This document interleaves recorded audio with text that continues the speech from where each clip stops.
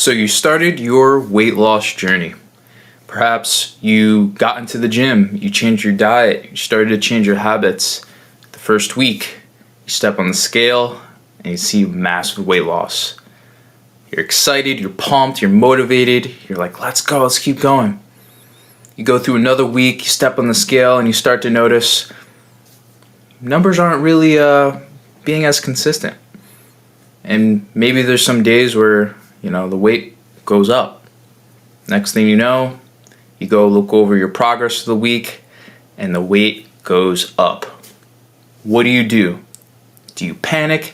Do you quit? Do you change everything that you're doing? Well, I'm going to dive deep into this video as I go over my week-to-week progress in Infinite's Warrior Gauntlet minus 1% body weight per week challenge. If you missed my review or my checkpoint video for week 1, feel free to check out my other video. Today I'm going to be going over my progress for week 2, and I'm going to show you exactly what I'm going to be doing to mitigate the weight gain and go back in the positive direction, which in the weight loss game, that means less weight that I'm going to be weighing in on a day-to-day basis. And of course, the weekly average, which is the most important. Let's dive into first physical combat, where I go over my combat stats. So, big thing I want to go over is number 1, the key stat that I'm going to be tracking or have been tracking, which is body weight, specifically in pounds. It might be a little bit different for you if you're using kg, but just know that I am keeping track of pounds. As you can see from the chart here, I had a significant drop in body weight, going from 194 pounds going to 190.7 in week 1. So big significant drop, a lot of changes in activity and habits and nutrition, as you can again watch the recording for week 1 to review. But as you can see for this week, going into week 2, I gained on average from 190.7 to 191.96 for about a 1.2 pound average weight gain. Am I freaking out? No, absolutely not. One of the key takeaways from this video, if you made it this far, is weight loss is almost never linear. If it is, it's only going to be that way for a specific amount of time. And don't look at weight gain as 100% negative. Of course, is that what we want? No, right? We are on a weight loss program. Specifically, we want to lose body fat. Now, there's primarily 2 reasons or 2 things to keep in mind when you are on a weight loss or fat loss journey. Is that number 1, a lot of times if you have not been doing resistance training or weight training, then you may see weight gains in the form of more muscle mass. You might be building muscle. As you're trying to build strength in the gym. That's a total possibility. And what that means and why it's important is because muscle weighs more than fat. So that's one particular reason why you could be seeing increases in your body weight over time rather than decreases, even though you're focusing on weight loss. And number 2, weight loss is also not fat loss, right? There's a lot of things that can determine what your weigh-ins see, at least when you step on the scale. And what I mean by that is there's water retention, there's bodily movements, and there's muscle that all factor into the weight gains as well. Of course, there's also carbohydrates, how much carbohydrates you consume as well. So again, without getting into deep intricacies of weight loss, fat loss, and muscle gain, just something to keep in mind when you are looking into your weight stats. And this is also another reason why you don't only look at your weight. Now, something else I've been tracking is progress pictures. So here's how I was looking when I first started on week 1. So let's compare that to now week 3. So as you can see in the front picture here, you can start to see a little bit of difference, specifically in the chest area. You can kind of tell a little bit too, I have a little bit more water retention. Some factors into this particular weigh-in this week is we went through technically 2 holidays. We went through the Super Bowl that was on Sunday, and then yesterday also celebrated Valentine's Day with my fiance. So of course we went out, had a couple drinks, enjoyed some food. So that's one particular reason why there might be a little bit more water retention in the waist. And you can kind of see a slight difference when it comes to where that water retention is stored. You can see a little bit in the lower stomach area. As you can see, it's not really prominent in here. So basically what I'm seeing is water retention. And we can kind of dive a little bit deeper once we get into the alchemy section to see why I have more water retention compared to week 1 to week 3. Now, this is not body fat gain, right? You don't gain body fat that quickly. Okay, this is water retention. Now, this back shot as well, as you can see, something that is pretty consistent is definitely the back definition here. As you can see, it's pretty consistent. We're not seeing too much water retention in the back area. That's just my personal body. I typically store a lot of my water retention in my stomach area, specifically my lower stomach. So yeah, that is basically what I see so far 2 weeks into the challenge. And I'll definitely be diving in and dissecting a little bit more going into the final 2 weeks here of this challenge. But let's dive a little bit deeper into the details to see what we're going to do, as well as what we also want to look for when we see these increases in body weight. Now, something I am indirectly tracking is body fat percentage. That did go down slightly. So that's good to see, but again, it is a secondary, very minor stat that I'm tracking, because how we're tracking body fat percentage, as you can see with this data, it's very inconsistent, right?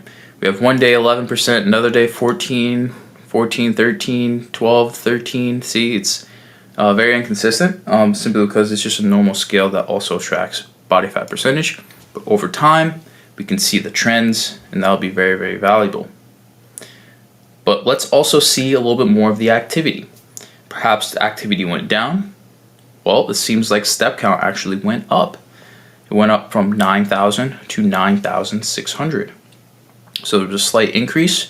I did try to shoot for 10K, but there was a couple days, specifically 2 days, Friday and Monday, where I was not able to hit my step count. So that is one particular reason why I wasn't able to hit my 10K goal, which was an objective. And I'll go over objectives in a moment. And those are the combat stats.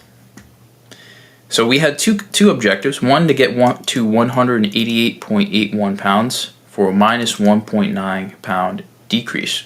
Unfortunately, we went into the opposite direction, gained about 1.2 pounds.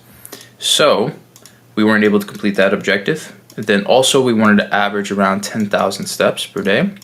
And unfortunately, we averaged around 9,600.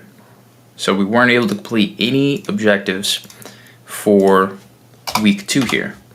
Again, just 2 particular stats that I'm keeping track of. So right off the bat, one of the things that I'm going to be implementing, and that you can implement too if you do see a weight stall or weight plateau or a weight gain specifically, is to make sure you are hitting your step count goal. So basically what I want to do is I want to increase my step count goal to that 10,000 step mark, so to speak. And I need to increase that by approximately 308 steps on average. So a little bit more steps so I could kind of increase my activity slightly for additional calorie burn here. Now, this is not going to be significant, right? We had a 1.2 pound increase. Again, sure, went through 2 holidays, but still, there is still an opportunity for us to make adjustments so that we're heading in the right direction again. Other than that, a great goal for me to know that I'm heading in the right direction is trying to get slightly below this 190.71. So, of course, the initial drop over here, going from 194 to 190, is very significant. Having that expectation is not realistic here. Now, the goal is 1% per week. That's the goal. So, technically, we want to lose about, again, if we're trying to average 1% per week for 4 weeks, that's 4% total. So, if we were to do a little bit of math here, my starting weight was around 194.04 pounds. Multiply that by 4%, and we get, if you can see this, 7.76. And that is the amount of weight that I ideally want to be losing by the end of this challenge here. So 7.76 pounds. So if we were to divide that by 4, ideally you want to be losing at around 1.9 pounds per week on average. Now that obviously has changed, right? Especially since we gained this past week. So remember, if we were to start at 194 for me, and we lost 1.9 pounds, 1.94 pounds, so 194 minus 1.94 pounds, I should be at 192.1 after week 1. And at the time I was at 190.71. Now let's also subtract 1.92. Now that's 190.18. That's where I ideally want to be at by the end of week 2, so that again I'm consistently losing about 1.9 pounds per week, and currently I'm at 191.9. Okay, so basically I'm a little bit behind when it comes to losing that 1% per week here. So what are we going to do? Well, first of all, we have to set a goal for going into week 3 here. So again, what I'm going to do is subtract that 1.92, and that's 188.26. So basically I need to be at 188.26 by the end of next week here. So that's going to be the goal. Again, this is just to be at at that average of 1% per week here. So basically we need to lose, again, I'm currently on average at 191.95. So let's subtract that with our goal weight of 188.26. And I need to lose about 3.69 pounds. Okay, so it's minus 3.69. Cool. And this is on average, by the way. So all that being said, is it quote unquote possible? Yes, it is. Simply because I went from 194 pounds to 190.7 pounds, going from the very first week to the second week. So a little bit more than that is totally doable. Okay? And again, we want to hit that mark, again, averaging 1% body weight per week. So how are we going to do that, and how can you do that? Well, let's dive into nutrition. Arguably one of the most important and deciding factors when it comes to your overall weight loss. So let's see how I performed nutritionally based on the 2 events that I went through this past week. So calorie-wise, calories, as you can see, did go up. So my average calories increased from 2,115 to 2,330. That's another reason why I gained weight this past week, right? My calorie intake, my energy intake went up. We wanted to maintain around 2115, so around the same calories, and we increased. So that's one big reason why. Good news, fortunately, protein went up slightly from 160, 168, which was my goal. 165 was my actual specific goal. So that's an objective that was completed, increasing protein intake. That was great, but at what cost though, right? Let's find out a little bit more. Carbohydrates. See, here's the key thing. My carbohydrates went up from 152 to 174. So about a 20-gram increase, which again, the higher carbs, the more water that you store in your body as well. So not only did my calories go up, but my carbohydrates also went up. So another big reason why I gained this past week. And then fats.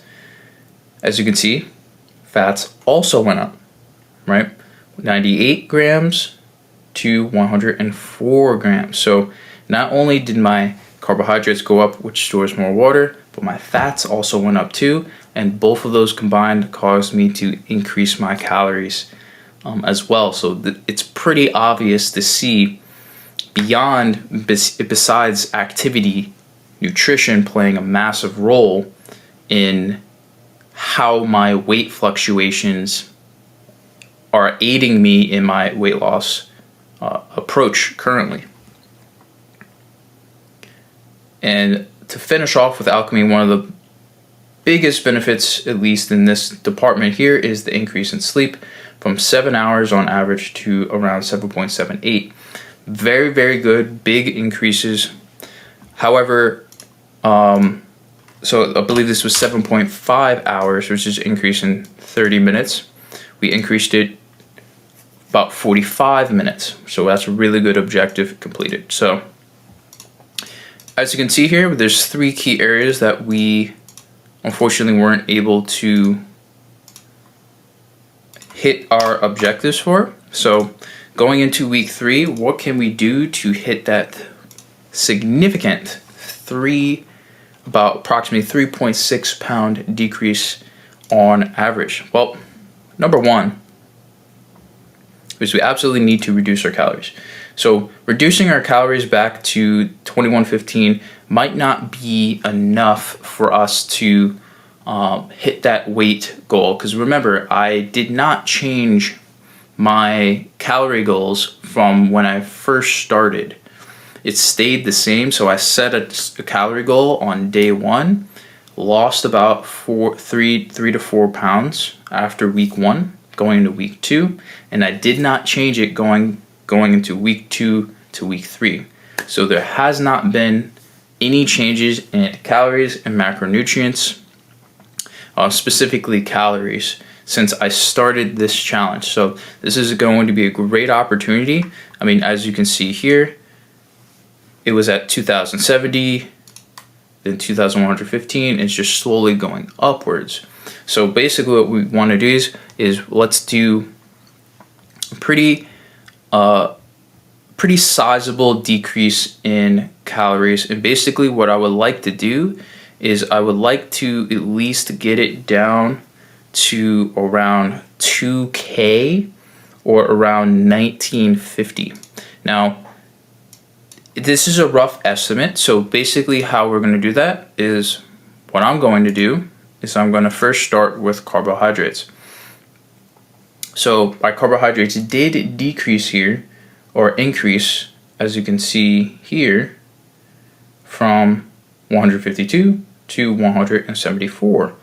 So basically what I want to do is I want to get that down to below this 152 mark. Now, how I'm going to decide this is also going to be dependent on my fat intake as well. Now, I want to have a little bit higher carbohydrates because I really want to make sure I can perform at my best inside the gym. So what I'm going to do is I'm going to be somewhat conservative in this reduction in carbohydrates, and instead focus on fats. So I'm at currently 152. Basically, what I want to try to do is I'm going to see if I can perform pretty well on around 140 grams of carbohydrates. Okay. So we're at 165, 140, and I want to also do a significant reduction in fats. My fats are very, very high. I really don't necessarily need a lot of these fats, of course. So one thing that I really want to do as well is possibly get this down to around 70 grams. Okay, so if we were to do some of the math here, again, we're shooting for around that 1900 to 2000 mark for calories. So let's see if this all maths out, so to speak. So we're at 70 times 9, that's 630 calories for fats.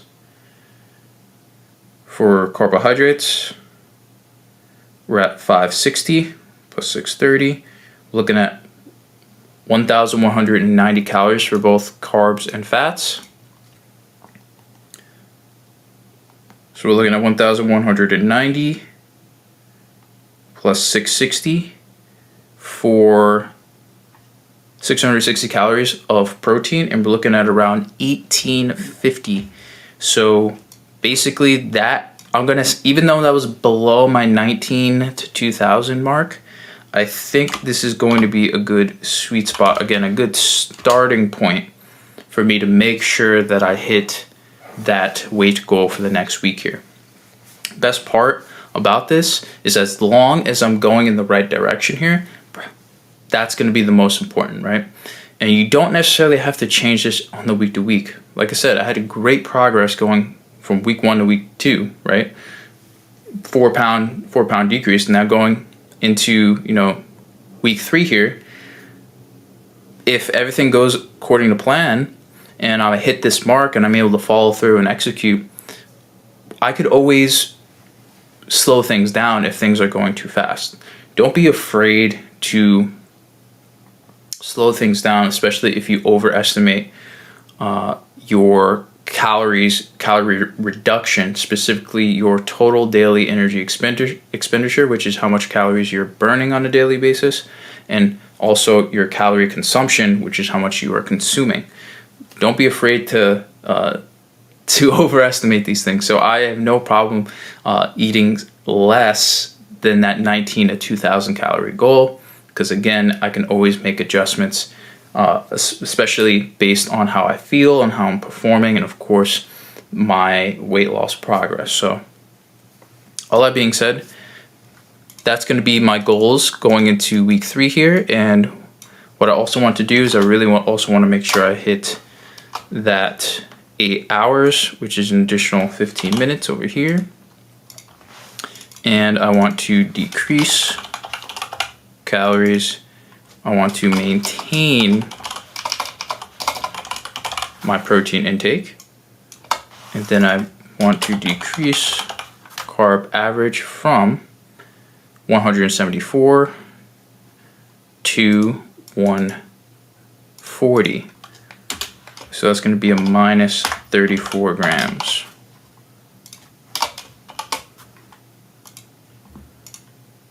Then last but not least, we want to decrease fat average from 104, pretty high, to around 70. So that's about a 34 gram decrease. Wow, very interesting. 174. Wow. 34-gram decrease for both. So it's going to be very interesting to hit these marks. I think these are very achievable. I don't think it's too significant. Again, I had 2 separate holidays, and as you can see, going into this second week here, I averaged around 152, and this is on a normal week. So going slightly below that into the 140 is definitely doable. And this was a significant week, week 1, right? Adopting new training, new activity, new habits. So if I'm able to perform well, which I did in week 1, then I should also be able to perform well at that carb count going into this third week here. So last but not least, there's one more component, the mental component, right? The intellect area. So let's see how much improvement or other factors that went into the weight gain here. First of all, the upper and lower body quests. These are our strength and resistance training quests. As you can see here, this quest completion percentage went up from 50% to 75%. So I did about 3 of the 4 workouts, and as you can see, there is definitely a pattern behavior here. Missing Mondays, not good. Definitely not good. Mondays are definitely a busy day for me, so I definitely want to make sure I do not skip this Monday. So that's going to be one big thing that I'm going to be doing, is making sure that I do not skip this Monday, because if I hit this Monday, as you can see, it's pretty easy for me to also hit the rest of those workouts as well. So really prioritizing the resistance training on Monday is going to definitely be beneficial for myself and yourself for your long-term gains. Let's also check out conditioning. So I did all of my conditioning workouts for back-to-back weeks, and nice. 100, so Saturday and Wednesday. Very good. Also increased my habit completion from 85 to 100%, or almost 100%. Almost. Almost hit all of my habits here, but massive increase, 98% of my habits. Pretty insane. And one thing that I was able to hit 100% with was meal logging. 2 back-to-back weeks at 100%. So if we were to look at these objectives, we wanted to increase it to 75, and we did, so objective complete. Conditioning, wanted to hit 100% of conditioning. We also did that as well. Habit completion, wanted to just maintain, and we increased it to 98%. And then we also hit meal logging 100% as well. So mindset-wise, things are locking in. I definitely earned a trophy here. So perfect week, all objectives completed. Awesome. So really can't get better than maxing out and completing all the objectives. So for this next week here, we just want to maintain everything that we're doing to the best of our ability.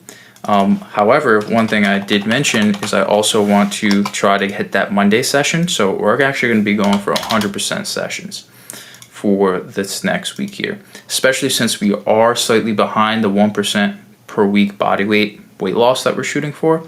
Definitely going to make sure that we're getting all of our strength training workouts in, so we're getting that activity and that calorie burn in to aid in that weight loss progress. Other than that, want to let's maintain that 98%. Actually, why not? Let's shoot for that extra 2%, shall we? Let's shoot for that 100% too. So let's go 100 off the board. So this is about plus 2%. And let's go for it. Let's go for the perfect 100% going into week 3. This will be not too challenging just based off this past week. Again, it's just doing one additional workout, strength workout, and then also just making sure I hit the one habit that I missed, I believe. And that's about it when it comes to the intellect department. As you can see, there was definitely more activity, a little bit more activity, but not a significant amount. And unfortunately, there was too much of an increase when it comes to the alchemy category in the form of calories and carbohydrates specifically, and then also adding in fats as well. that increase caused that weight gain, even though we had some increase here. So what we want to do, we're going to bump it down, right? Bump down the nutritional part. So we want to reduce our carbohydrates, we want to reduce our fats, and ultimately we want to reduce our calories. And we just want to squeeze out a little bit more in the combat category to counteract that weight gain that we have here. Again, no significant changes when it comes to activity. Again, it's just focusing on reducing carbohydrates and fats for the upcoming week, and then measure our progress and results, and then make adjustments based on how I'm performing inside my workouts, as well as the progress that I'm seeing on the scale. And this is exactly what you can do as well if you've hit that weight loss plateau or seen weight gain, consistent weight gain, whether that's the 7-day average, which again I recommend you are tracking, or you are just seeing consistent weight gain when you are stepping on the scale, hopefully fasted. So all that being said, if you want to join our challenge inside of the gauntlet, it's going on until the end of February here. So feel free to go to infiniterpg.com. That's INFITNITE RPG.com. You should see a banner up top that says join the -1% body weight per week challenge. You can check it out. You can join us and you can go through the exact same process that we are all going through for combat training workouts, as well as the nutritional alchemy program that we have in there. So based on all that, my name is Walter Chambers, aka Master Wizard Walt, by your side as your guide on your infinite adventure.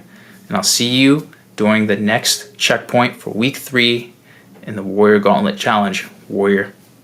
See you soon. Conquer the day.